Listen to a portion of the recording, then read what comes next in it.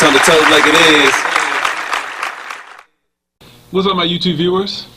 For this video, I have the pleasure of yet again being joined by the one and only Echo Sparks. I'm going to do this video a little bit different. I'm not even going to talk about what the video is about.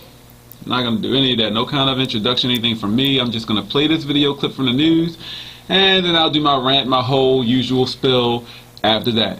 Check it out. The N-word was displayed on a projector screen in a high school English class, and students and parents have plenty to say about it tonight. The incident happened at Heritage High School in Loudoun County, and Fox 5's Shisha Lewis has the story from Leesburg. So far, the school district is defending the incident, saying that it was all part of a lesson on Mark Twain's The Adventures of Huckleberry Finn. Now, the incident happened inside an 11th grade English class here at Heritage High School, and call it a sign of the times, as you might imagine. Shortly thereafter, it all popped up on social media. It spells out the N-word, and I think it's like 3 different ways, and like what it means. I just don't understand how they can think that this is appropriate to be teaching something like this in class. As of Tuesday, my understanding is that they were trying to give instruction to a word that's so demeaning to our culture and normalize it. And the kids were offended. White, black, Hispanic, Indian, Asian, they were all offended. Both Elaine Jenkins and Nancy Davis say their children and others contacted them about what was displayed on the screen inside their English class. The lesson taught focused on different uses of the N-word and which use of the N-word may be considered offensive. We have it blurred, but it was not blurred in class. We're told this particular lesson has been taught every year, but some teachers refuse to acknowledge the N-word and others don't. We do know a meeting took place with students, parents, and the administration last night. The district says they're reviewing the curriculum and determining how to move forward, but completely stand by the use of the N-word as part of this classroom instruction. You have to put it in context. Was this a teacher yelling this at a student to degrade them? No. She was trying to explain a work of literature that's been honored as one of the greatest works in American history. The problem with the book has always been is Twain really portrays realistically a relationship between 2 people of different races trying to find common ground. And the language is coarse. It was coarse in his day, it's coarse now. Both mothers that we interviewed said that they have filed complaints with the NAACP local chapter and also the school board.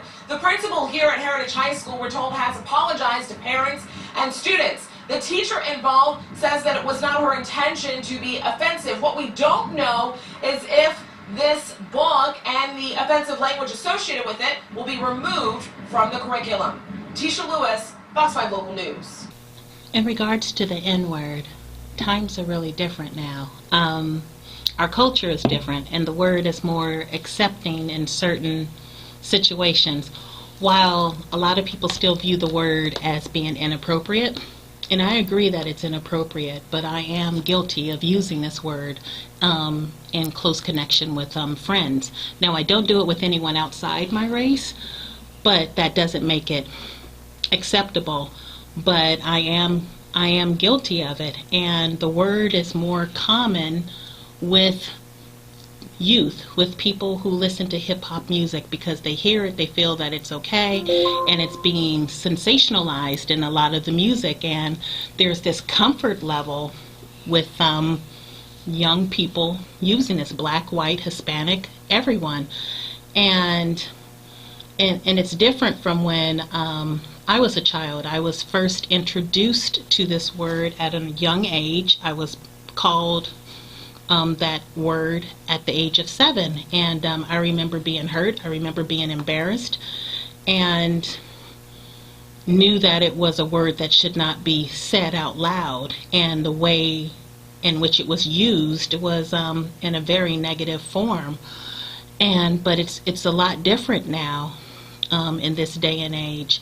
And again, I said that I'm guilty of using it, but that doesn't make it more accepting, because I'm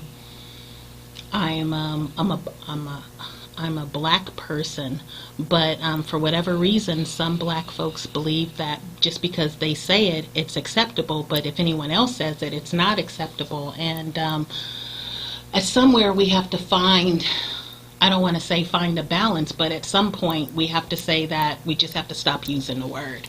Let me just say this real quick before I get into my whole spill and start addressing a couple things with a couple of people. Since I saw this little news clip, this word should be considered demeaning to black people, our culture, to our very existence in this country. I stated that as I did correctly. It should, but sadly it is not. I've said in many of my videos before, I got 2 or 3 videos about the N-word. The only way possible for us to expect a lot of these things we expect in regards to the use of that word is if we don't use it ourselves. It's just that simple. It only makes sense. But as you can see with this little news story, they're trying to normalize this. They're trying to normalize this. So, as I've said before to so many different people, I don't give a fuck if you're a rapper, if you're my friend, your family. You use the word. You can't be, it doesn't make sense that you're mad that somebody else uses the word. A lot of folks want to argue that it means something that it does not. There is no term of endearment. There's no way you can try to twist this shit. It's some kind of ridiculous, stupid ass excuse that somebody made up. It is never, ever, no matter how you say it, no matter who you say it to, it should not be used as a term of endearment. Again, this is a word that is demeaning to all black people, or should be. This word derived from the decorative term gger, from the years of our ancestors being enslaved. That's a fact. People try to relate it to African words or Nigerian words, negus and different words, which is not true. It's not the same thing. The spelling is different, very different in everything. So again, I don't know why. It's just like with a lot of the negative things in this world, the negative, the violent, all these things that are bad, and for some reason, I guess black people, we have been conditioned in some kind of way to be entertained by this stuff. We have to, in some kind of way, fight for that and encourage that, like that. And this is just another one of those things. Why are we trying to hold on so much? We're trying so much to hold on to something that has represented such a horrible, horrible part of our history, our very existence in this country. They said that this has been taught in school, in this school for years. Mr. Spokesman for Loudoun County Schools. Let me say this. Understand something. There is no context in which this word should be accepted. No context in which this word should be acceptable. Make that perfectly clear. They're trying to normalize this. So all you black people that want to say these horrible things in the comment section, when I try to speak about this word and what it should mean and how we should not accept it, and then people, black people, are responding, nigga please. That's how they respond. They think it's funny. Other black people commenting right behind them or laughing. When it becomes perfectly acceptable for a black person to be called nigger by a white person, and there's nothing we can do about it, who's going to be to blame? Every last one of these black people that think it's acceptable to refer to yourself as nigga, nigger, any version of that. Professor Neil Lester, Dean of Humanities at Arizona State University, recognized the complexity of the N-word evolution and wanted to create a class on it. And he didn't say it was the greatest word in American history. He said the N-word is unique in the English language.